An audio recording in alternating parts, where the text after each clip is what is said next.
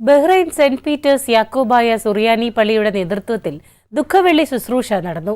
Bahrain കേരളീയ സമാജം diamond jubilee ഹാളിലാണ് തിരുക്കർമ്മങ്ങൾ നടന്നത്.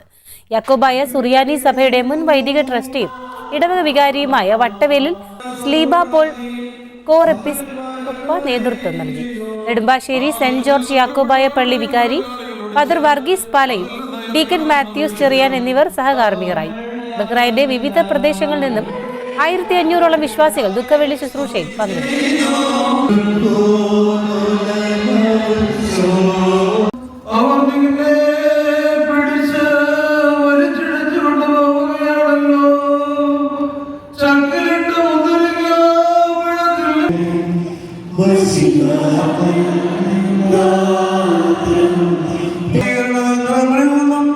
ദുരാഗ്രഹികളായ ഇഷ്ടമനുഷ്യരുടെ ദുഷ്ടതകളിൽ നിന്നും